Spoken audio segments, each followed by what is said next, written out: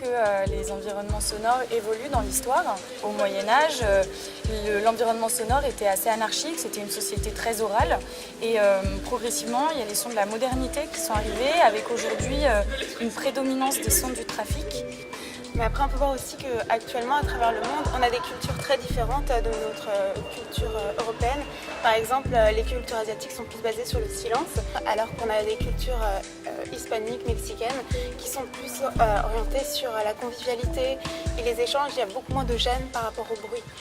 Donc, quand on étudie un environnement sonore, il faut savoir qu'on le place dans une époque, mais aussi dans un espace géographique.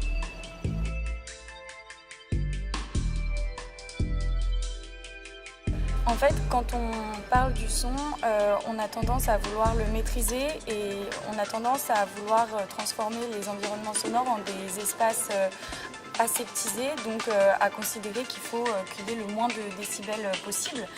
Sauf que le son nous permet de nous situer dans l'espace, le son et on ne connaît pas le silence en fait, donc c'est un vrai risque d'arriver dans un monde totalement aseptisé.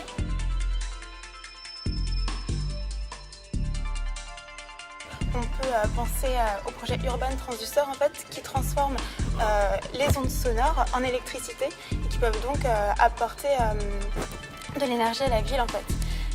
Et voilà, on peut aussi jouer sur les revêtements des routes.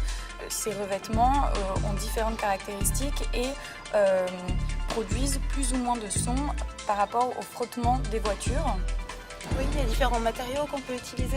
Par exemple, tous les matériaux élastiques absorbent le son. On sait aussi que les matériaux poreux comme la pierre sont plus préférés que les matériaux lisses comme le béton qui, eux, laissent rebondir le son.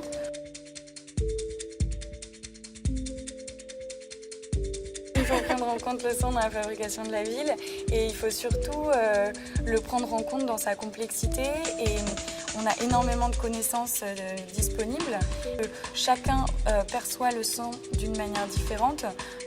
Donc c'est un champ d'analyse et d'action qui est très large et qui doit être exploité par l'ensemble des acteurs de la ville. Pour le bien-être de tous, quoi. Retrouvez et suivez le C2D sur son site internet et les réseaux sociaux.